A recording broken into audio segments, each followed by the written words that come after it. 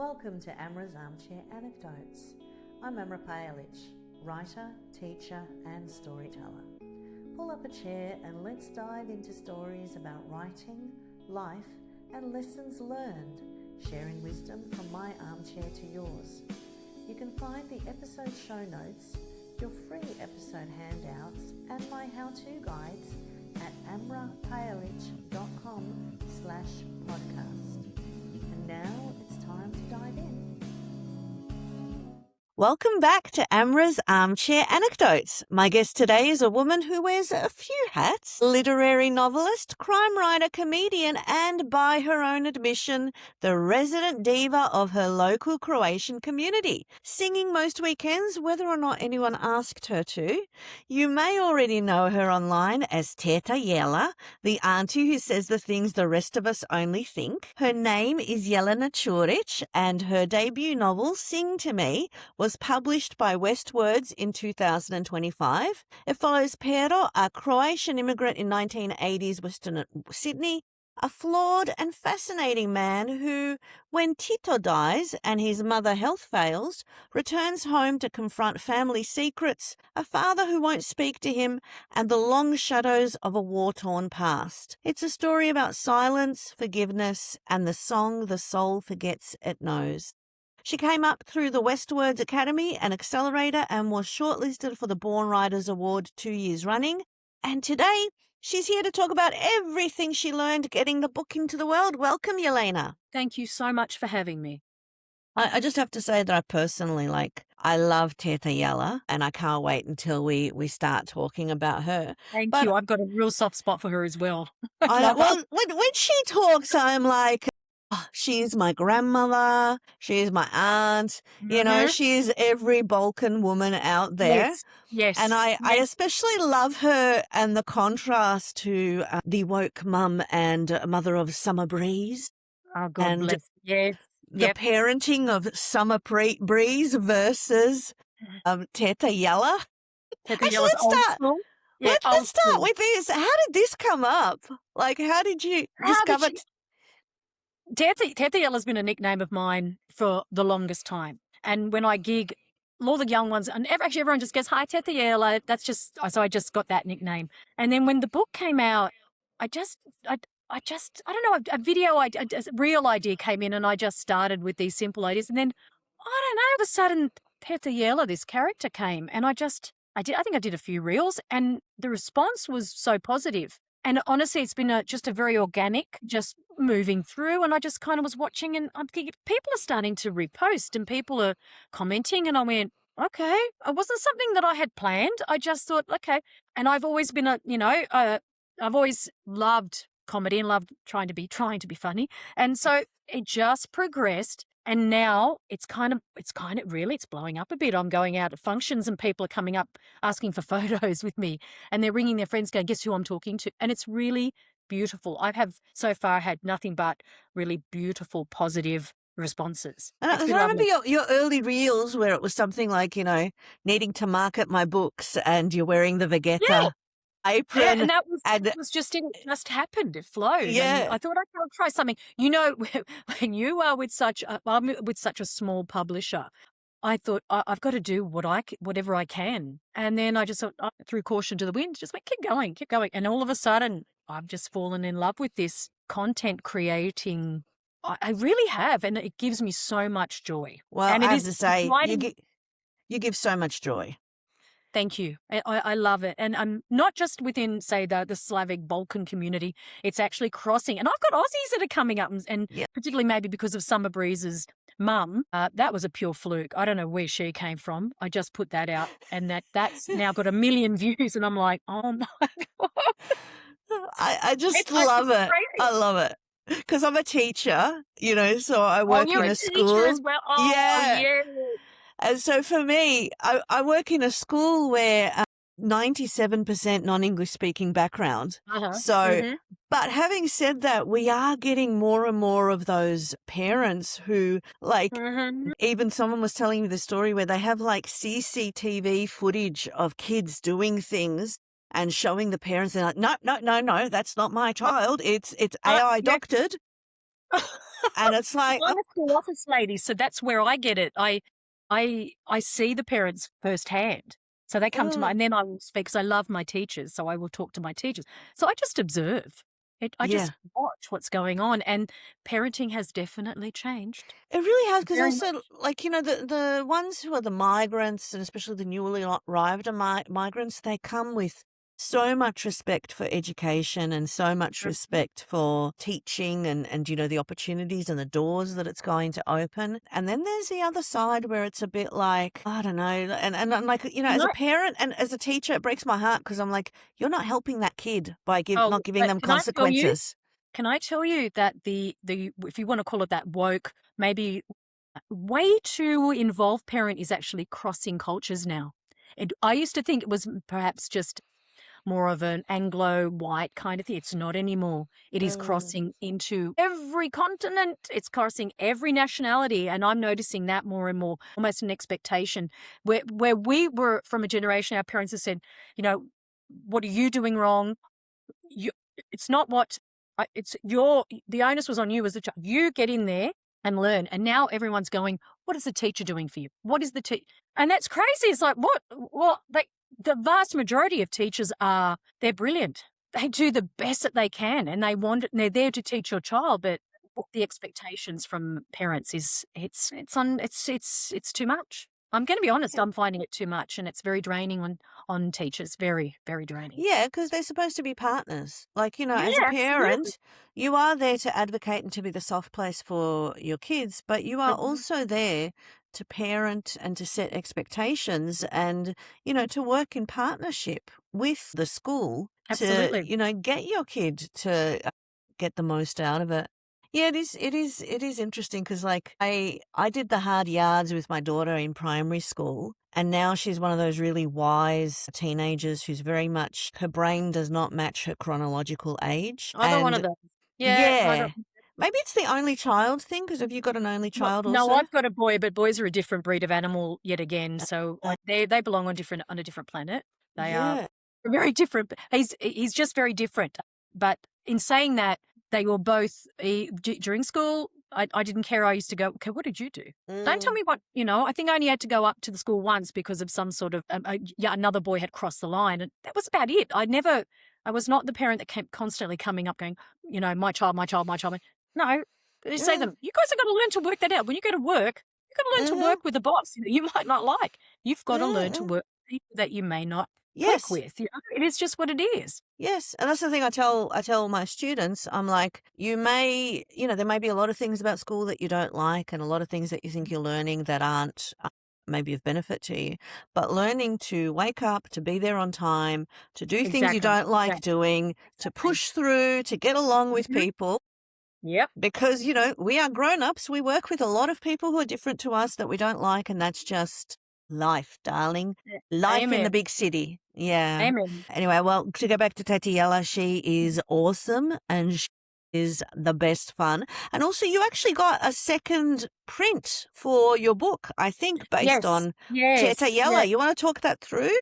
As in, sorry, the second print. Yeah, yeah. So do you think that Teta Yela and the social media and, like, you really Uh, got built an I audience? yeah, yes, yes. I dare say it. Yes. Look, for me, I have struggled. For me, I think getting books into bookstores has been a struggle for me. And for somebody who is you would think of me as this incredibly confident out there person. I struggle going into places like that, and people, the shop people looking at me like, oh, you sad little thing, and I take it really hard. So I found really difficult. So I thought, okay, no, maybe I'll just keep trying to push it through that online. That online was an easier option for me.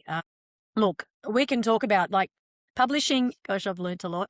Well, let's start. What Yes. what is it that writing Sing to Me taught you that you don't think could have learnt from, workshops and stuff? What were the big surprises? How incredibly difficult it was. How Mm, incredibly difficult it was.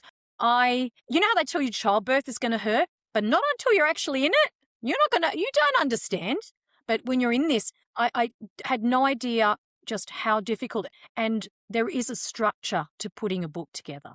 And even though I have been an avid reader from third grade and I am well into my late 50s now, I'm like, Oh, wow. Sitting down and actually having to put that together, that until you're in it and you're doing it, and for someone like me who had a mentor and guidance, that's no, you just have to get in and do it. Yeah, and also there comes a point like, you write and you can revise and you can do all the work Hmm. yourself, but you need a different perspective, and also you need Absolutely. that perspective from people who are in the know, who are, Oh God, you yeah, know, yeah.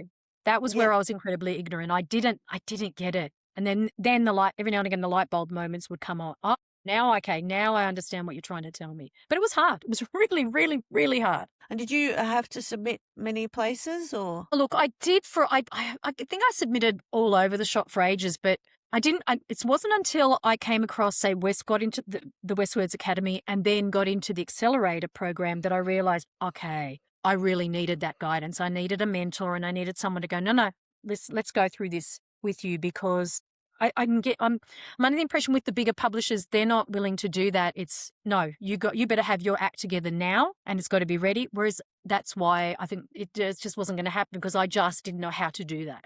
I It's getting needed my hand harder. held. Yeah, yes, yeah. And so I thought that's so. I realized no, that was perfect for me. For someone like Mm. me, that was the best thing that I could. And I learnt a lot.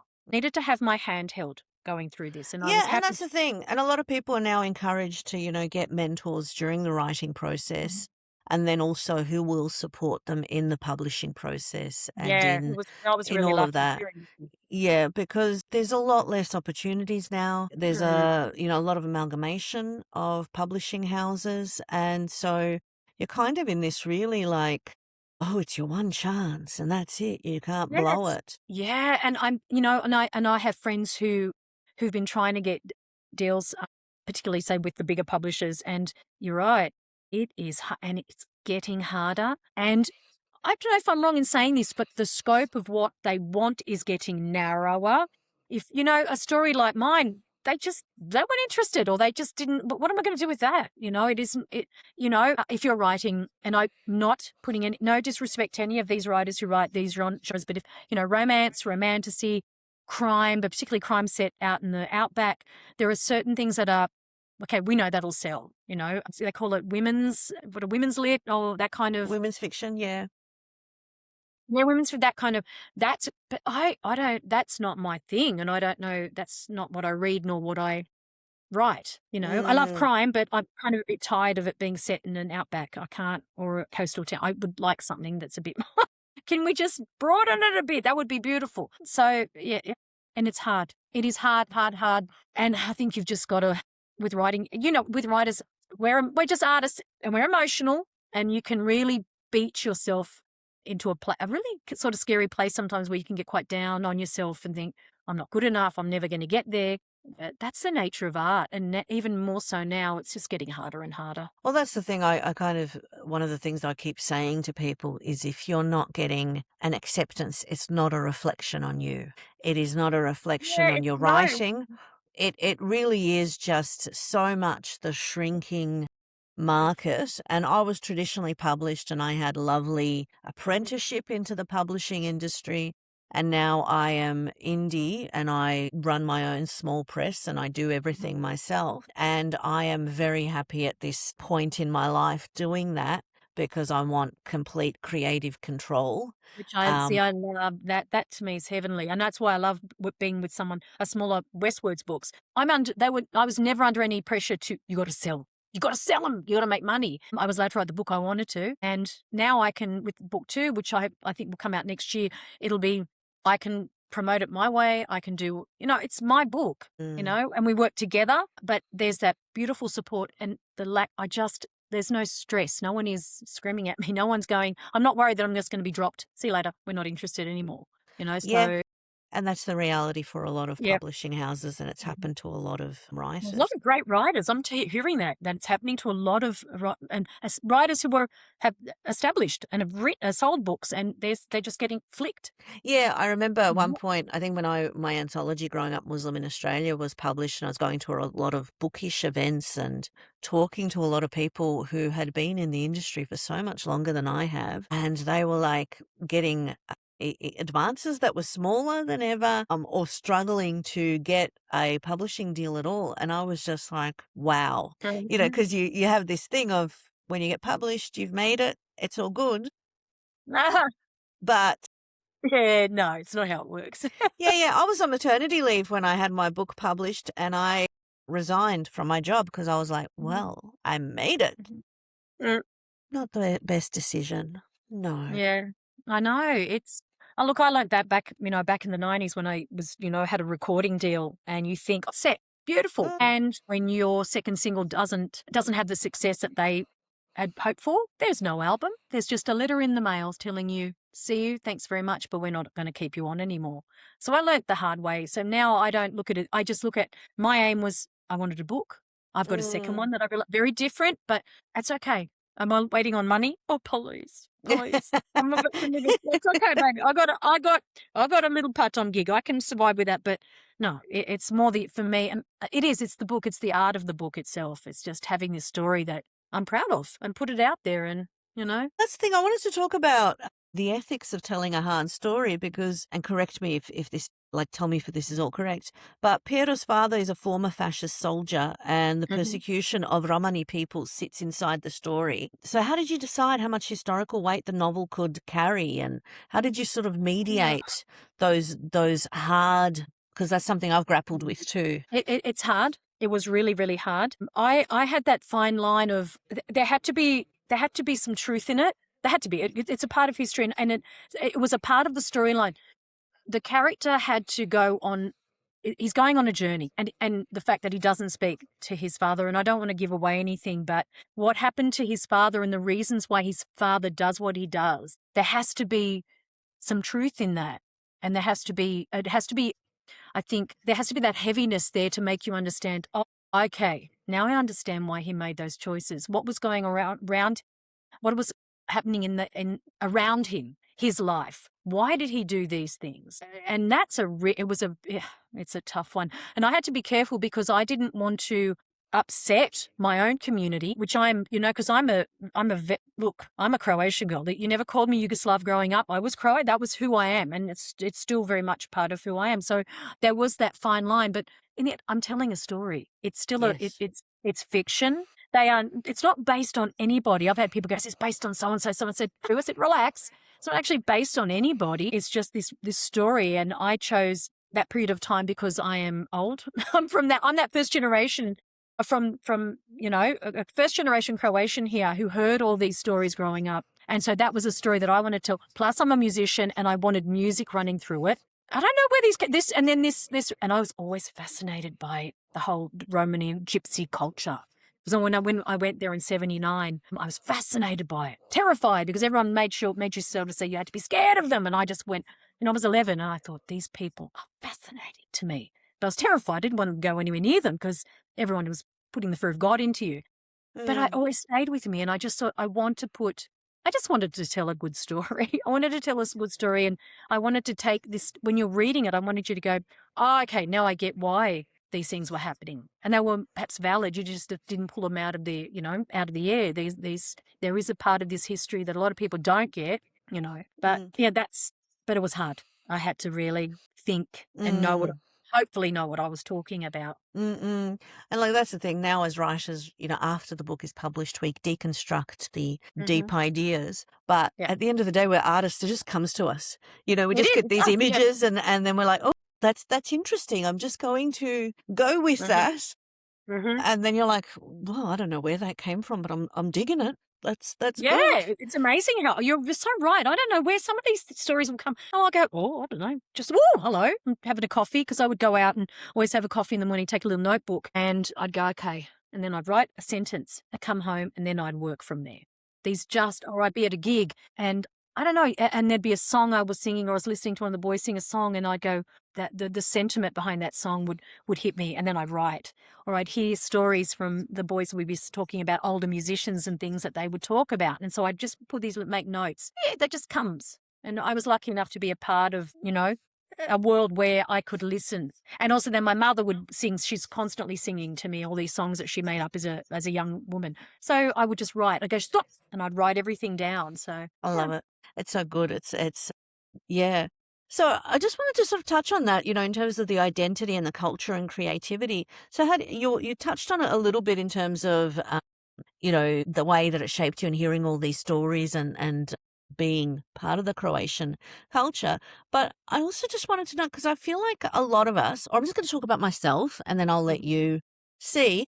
I felt for a long time like my culture was almost like negative, and it took me a long time. Like I tried writing in a few different ways and tried writing like Anglo characters, and it was my husband who was like, "There's so many people writing that. You need to write what is unique to you."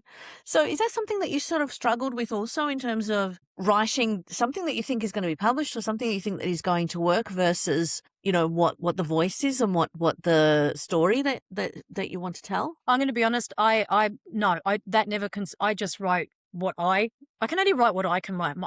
What I know, what my story is, and I knew. I think I always felt like I wasn't. I think part of you was. I'm sure that a big publisher will see me and think this is amazing, and then I realized that's not gonna. This is probably a story that's not that easily accessible for them, or they know what to do with. So I thought I'm not going to change to suit another market or the market, because that's not why I wrote the book. In the end, it was just the story that I had to tell. So I never felt, and you can tell. I think you can tell when a writer's, almost faking it. What am I going to start writing, about characters that I don't get, I don't understand? I just wouldn't. I couldn't do it. Yeah, I think with me, because I started out in genre and I was writing romance initially. So it was very much thinking from that commercial lens and publishability. Uh, And yeah. then it took me a while to and then I felt like, I had like romance books published and that didn't anything traditionally and nothing happened with them. And then I was really bitter about the time I sort of spent on that. But ultimately, I'm now very firm on what I'm wanting to do and I'm not letting things shake me anymore. I like that. See, yeah, just write. I don't, look, I'm probably not I'm going to be honest, I'm not a prolific writer. I don't write every day. I write in spurts. So at the moment, I'm waiting. Book 2 is sitting there, and I'm just going to wait till I have to go back and polish it, fix it all Mm. up. But I don't know what to write. But my writing now is just my little skits. I think that's what I'm doing. That's where I'm concentrating. I'm just thinking constantly, writing these little tiny little things but yeah, for me, no, book 2 is still me, as in there's nothing there, and all these characters I feel positive about them, as in I don't feel like anyone there is fake, or I've written for a market. I don't care anymore. I write a story, and if you like the story, beautiful, read it. If you don't, it's okay. There's That books is for the everybody. beauty. That's the Yeah, beauty there's of books for midlife. everybody. Like, I feel like it took me a long time to get to this point, and that's exactly how I feel, and there is such joy and peace at being like. Yes, just write you write your thing. You know what you're doing. You know who you are. And I have you love it. had, because you've had, because you said Teta Yela is now connecting with people across and outside of the community. What about your book? Have there been any Yeah, surprising. I think I've had, I mean, obviously a lot of the Croatian community, but say Aussie friends that I know that have read the book, and some of them have gone, oh, they said, well, number one, I learnt something, and they cried, that's my aim, because it's I think there's quite an emotional element, and I'm hope by the end that you could go, oh, okay. You feel that. Yeah, so it has been quite positive. You know what? I'm going to be honest. I don't ever ask anyone what they think. Never. I asked my husband, I asked my daughter, I asked my sister. Everyone else, I didn't ask them, because I try to pretend I'm really tough, but I'm not. But if someone comes back to me and tells me it was crap, I'll be shattered. So I Yeah. don't. If they want to give me their opinion on the book, then beautiful. I know it's genuine. If they don't, then I just go, better that I don't know. Yeah. I don't care. If you don't like it, that's fine. Don't Yeah. read it, but don't feel the need to tell me. I don't Yeah, need to know. yeah, exactly. Don't rip me to shreds about it. I mean, I've done the best. You as a writer, you do the best that you can. But And there are so many books out there. This one doesn't work for you. You find what works for you. It's just, and also like at the end of the day, I feel like we write for ourselves. We write what we want to read and what interests us. And then it's just a matter of other people connecting with that. yeah, I'm with you on that one. Yeah, exactly. Your readers will find you, and beautiful. Let's go on this journey together. And if they're not for you, that's okay too. So, in a sense, I wanted to I love that you're doing so many different things because you still are a singer, Yeah. but you did have the contract and Mhm. you've gone through that. So maybe in a sense, your lessons with writing because of that hard-earned journey Mhm. through the pop scene. I saw a photo of you on your website when you were at the height of your Oh, I used to be a pop. spunky little thing. Now I just I look like a know. librarian or an accountant. I always joke with people. I go, I know I look like someone that does your taxes, but I'm very good at what I do. I'm a really Yeah. good singer. So I think I do it really well. And they just look at me and I go, just believe me, I'm actually very good. And so you still sing like Yeah. what you Pretty much nearly every weekend. I still do the gigs. I do mainly sing with a band called Stonasat, which is a Croatian band, but I do fill-in gigs in the Aussie scene. I still do that. I don't work as much as I used to. I find it's very draining. It's hard. Physically, I'm finding it tough. I've still got I have a part-time day gig. I've got the writing. And I've got my family. It's a lot. So I don't want to mm-mm, work constantly. mm-mm, And it's enough for me. I love it. I still go out and that's my social life because I'm a very antisocial person. I don't go out. So for me, that is my social life. mm-mm. And so do you think that in a sense every industry it's like you're supposed to have one clear lane, but you're sort of going between and now you've got Teta Yela and the comedy Mhm. and that. Are you finding that people are very receptive and it's all just sort of working? Absolutely. Yeah. Yeah. The ones that like Teta Yela and the comedy, they like that. The ones that maybe those that will read the book, are interested in reading the book. The music is that I'm at gigs. People will turn up to a gig. It's yeah, I don't know. I can do it all. It doesn't. No one has said to me you can't. What are they going to say to me?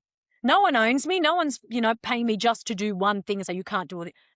No, this is my. I'll do whatever. I'll do whatever I want. And Well, I that's love the it. thing. Like, what are your well, exactly. I feel like there's so much you're supposed to even like in this podcast that I'm Mhm. doing, my thing is I just want to interview people I find interesting and learn from people. I think that's wonderful. Yeah, and share lessons. And then, I get these like emails about podcasting Mm. and stuff, and they're like, niche down, niche down. And I'm like, Why? I don't know. I don't want to niche down. I just want to talk. What I love that if you just why do you I don't get this. Look, when I get I love podcasts. I'm a podcast true crime. My God, I'm obsessed. So, but I know what I'm getting when I get and I'll find whether it's your traditional your murder, they're sort of or swindlers. I love a good swindler story. There's different genres, but no, this I know if I'm going to listen to a writer, I don't expect every single writer that someone has on the podcast to be all romance or all No, we're genre. we're multifaceted. We're all Absolutely, different. yeah. Mm.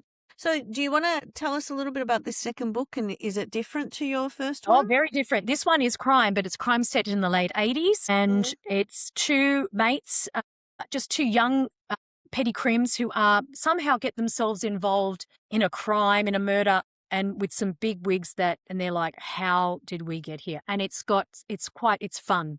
It's very kitsch. It's fun. It's based on a couple of real life situations, things that or people that I knew in the past. So I've used that, and it is just a lot more. It's fun. It's just so Mm-mm. yeah. I really actually really very different from the first book. Yeah, I'm doing a crime series at the moment, and I love Yeah, oh yeah, I know. crime So yeah, fiction, and yeah, it's my happy place now.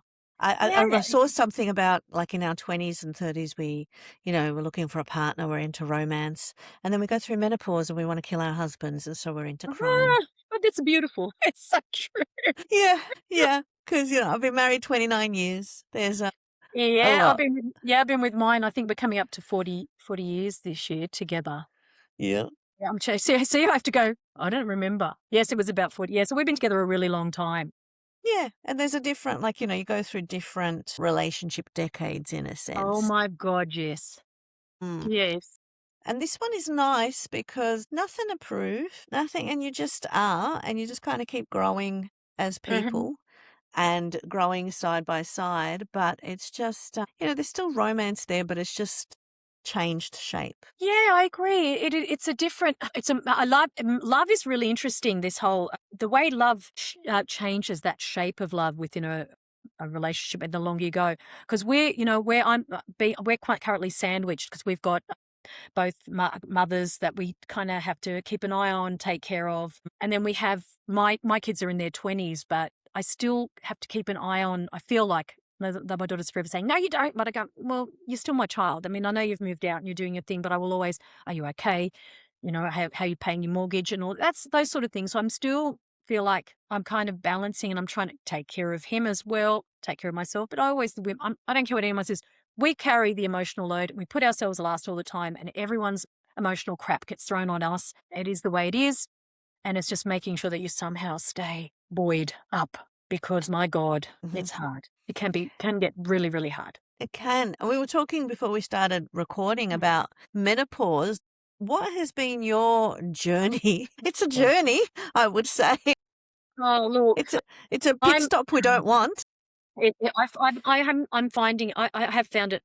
I have found it hard, but HRT has helped a lot. I think the hardest part is the brain fog, and I made a joke the other day. I did a reel. I'm actually on stage. I'm so tired, and I'm looking out, and I can't remember. I almost forget. I started songs in the wrong key. I can't remember whether I've sung a second verse or not. I don't know whether I'm supposed to repeat a chorus. I will sometimes look at the boys in the band and I go, but I haven't done anything. I'm just looking at them and I'm grumpy, and I'm looking at the crowd and I'm grumpy, but it's not them. It's just that I'm either overwhelmed or just I'm tired, and I'm like, So that's been hard, and just the emotional roller coaster. It is, oh my God, up, down, up, down. I was convinced for quite a while that everyone was going to leave me. I couldn't work out why. Everyone's going to leave me. Everyone's going to leave me. Nobody likes me. Everyone's going to leave me. And I couldn't get out of that. It really does. It sends you to some dark places. And it feels like a switch where it's almost like I've never been this negative and I've never had such dark thoughts. And it's also like you can't talk yourself, like, you do practice the gratitude. But I have this and I have that and I shouldn't be, but you can't talk yourself out of it. It's the vulnerability, and feeling so vulnerable, and you can't find that strength to stop and be more objective and go, well, what makes you think that everyone's going to leave you, or what makes you think that everything's going to fall? It's just crazy. I don't know. And is it the anxiety? Like, do you feel that constant generalized anxiety? I'm the queen of anxiety. I'm constantly anxious about stuff. I'm always got, that's just because for me, like I never was an anxious person, and then suddenly there was this constant feeling of something's wrong, something's not right. And it was just like, oh my gosh. But like you, I'm on hormone replacement therapy. Yeah, that has helped. It's helped with the hot flushes. It's helped me. It has been good. But it's not been easy. And you watch yourself age, and you kind of have to accept it. And you go, yeah. No, mostly I'm pretty good. I don't care. But every now and again, you go, oh Lord, have mercy. Who's that lady? That's me.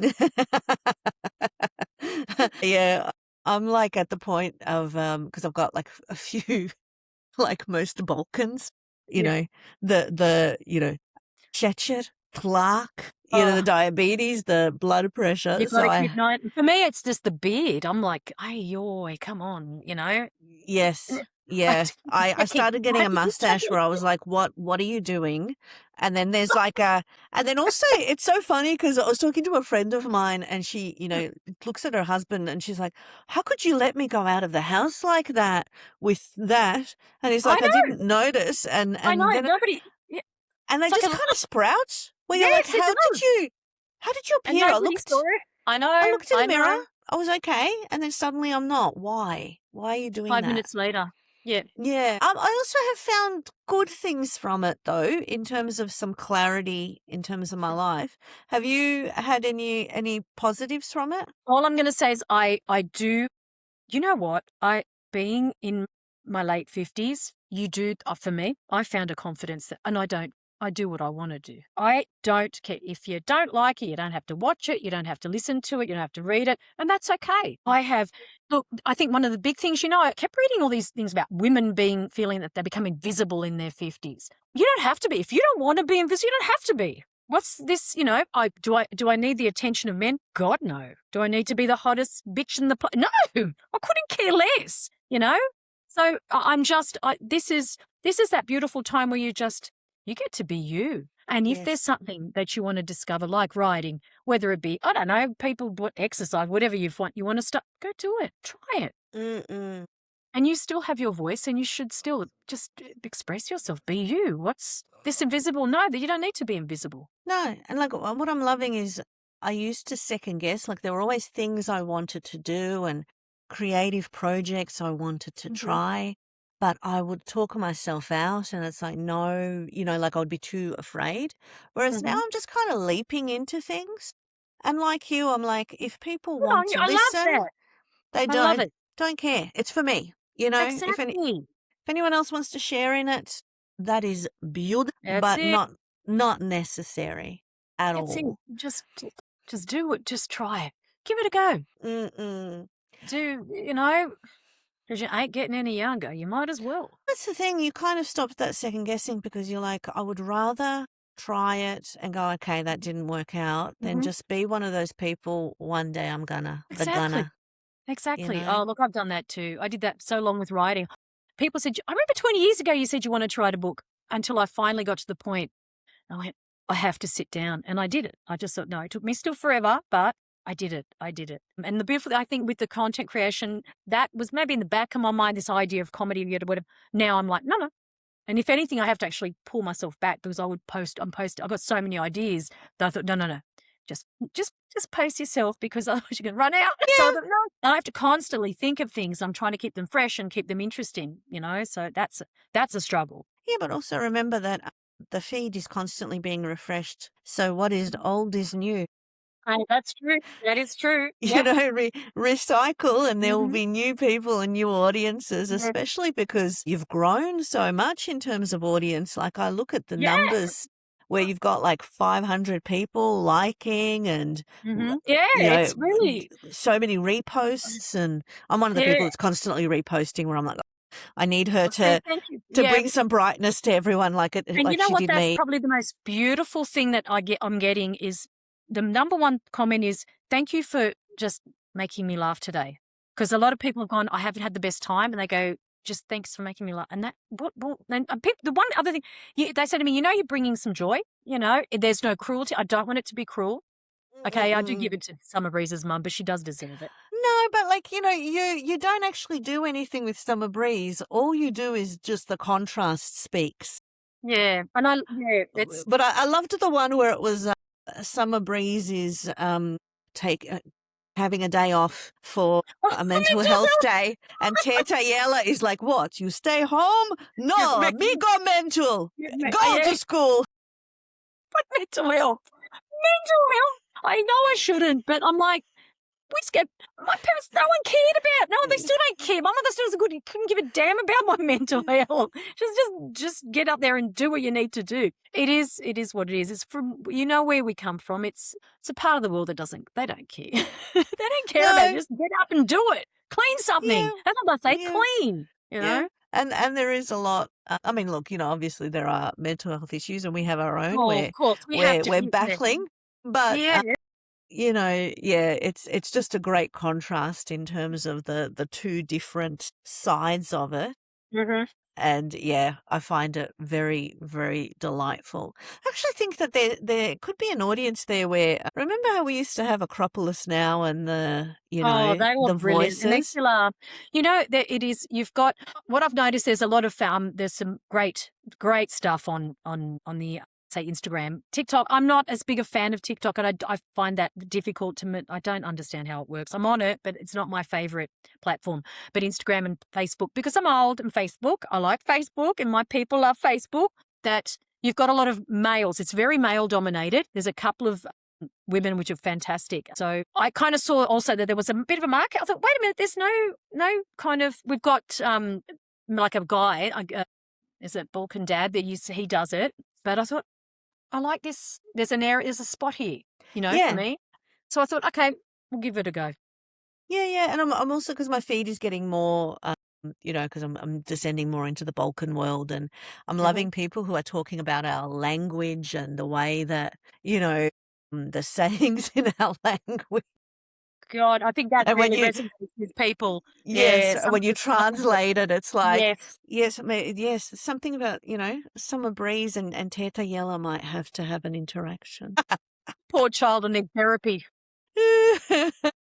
Well, there's actually one well, okay, I've got an idea. I always have about 3 reels ready to go. I just like to Yeah. know that I've got stuff there. And, yeah, there's one coming up with Teta. Teta has a chat with, Summer Breeze's mum. So Oh, I can't wait. Oh, this is gonna be delicious. I hope so. No, no, no. I'm sure it will be. It is fun. But I think what Mm. you're demonstrating also with it that, sometimes like we overthink this whole social media strategy, trying to be slick, trying to Yes, 100%. I'm with you. yeah. Yes. And I'm like, you know what? I don't care. I just pull it out. I don't care. I just throw it Mm, out, If it works, it works. This is because I don't get that. I don't get or a lot of it how it works because that's just purely an age thing and an ignorance on my part that I just don't understand how the algorithms. I don't understand how that works. So, but all I know is what does work is that some people will find it or they find it, they post it, and they send it to friends, and people like it. So you know, mm. I like some things more than others, and that's okay. But I like trying maybe the odd different thing just to, was this going to work? I wonder if that'll work. And even if it doesn't, that's okay. There's still something that I had to say or I wanted to put up. Yeah, and also like I don't know, it's if we constantly think about what's going to work Oh, you and can't vote. No, you you can't. never know. Like You that's don't the know. creative thing. Like you never know Mm-hmm. what's going to work, what's going to connect, what's the moment. And I love that Mm-hmm. saying that I see a lot on social media where it's like some people just gave up just before. You don't know. Oh, yeah. You don't know. And I've got nothing to lose. I really have nothing to lose. So I Mm. just keep going, and if it keeps going, that's fine. If it doesn't, it'll mean it's reached its moment in time, and that's okay. And I'll just keep doing other things. You give it a go. That's Well, what I mean by just try. mm. Well, that's the Yeah, thing. Like you kind of that's the joy of this midlife, Mhm. those creative risks I know. where they're not risks anymore. Before they might Mhm. have been. It's that whole thing, oh, I don't know, should I, should whereas now, I don't know, it's just so much fun just to put yourself out there and whatever happens, happens. Yeah, do you know what? I don't care about being cool. I'm not Yes. cool. That's okay. I don't care if I'm a dag. That's all right with me. I don't Mm, care. But mm. I'm not ashamed of it. I'm not embarrassed. But boy, I just give it a go. And you know, Well, I actually have this thing where I'm like, I don't feel embarrassment as a concept anymore. I have taken that out of my brain because I good. am like, things happen. We do Yeah. things. Why judge myself? Why be hard on myself? If people are going Mhm. to judge me for saying or doing something, that's on them. They can do that. I don't need to. Good for you. Mm. I like that. I really do. Spend my life worrying about what other people think, please. And that's very much a part of the culture. You know, Yes. such a direct. What are people going to Yes. say? Leave hug. Yes. You know what? People don't care. If you Yeah. fall on your face, they love it and they'll talk Yes. about it, but then they wait for the next person. So what do I care? I don't care. Mm. It's taken a Yeah. long time, let's be honest, but it is what you just keep going. Don't be cruel. Don't be unkind. Just mind your business. Stay in your lane. Just live your life and live it with some, be respectful. Live it with grace. Be a class act, And I think just have some fun. Now, I just wanted to Yes. make sure that I got your handle out there for people to follow you. Mm-hmm. So on Instagram, is there like there's Teta Yela Teta and Yela, and then I've also got Jelena Curic / writer. And now I'd mhm, started that long before I thought I'd had wanted that as the Teta Yela used to be just my private one. And then mm, Jelena Curic was the writing one. And then all of a sudden, oh my God, all this. And I just ended up taking all pretty much my private stuff off and just using, once it all built, I just kept Teta Yela as the place for the reels. And now it's like, oh gosh, I wish I could amalgamate the two, but it is what it is. I've got them separate. I wasn't anticipating that Teta Yela was going to take off like it did, I just had it yeah, there. So I always do a collaboration with Jelena. yes. the writer. Yes. You know, I don't know. I wish I could put them together because I pretty much put the same stuff on Teta Yela than I do on the writer. But then, you know, Yeah. some things I do keep just for the, say, writing or books or whatever. That's the thing I had, because I had my romance writing identity, May Archer. And May Archer. you want to hear something interesting about May Archer? I spent a lot of time coming up with this pen name. So it was, you know, May West and then Archer from Sleepy Hollow, the Archer surname. Okay. And, you know, I've now, like, my identities are out, but originally I had May Archer was the romance writer and Amra Palich didn't exist. And so I did what you did. I had all those separate accounts and separate websites, and it is work. It is work. And so then when I reached a point in my life where I did not care anymore and I just put everything, you know, everything is advertised. I still have the romance novels under my romance name just because I'm a teacher and I did write young adult. And I was like, I don't want any young people thinking sugar. That's my alarm. So I have to keep it separate just in case, because I don't want young people sort of reading it. But yeah, it is so much work. What would your advice be for anyone who's sort of navigating that? I look, my situation is a bit, because that was my own personal one that I used to have. I had it closed off, like you had to ask to follow. But then I took the vast majority of private photos off that, family stuff, and I've just got the reels.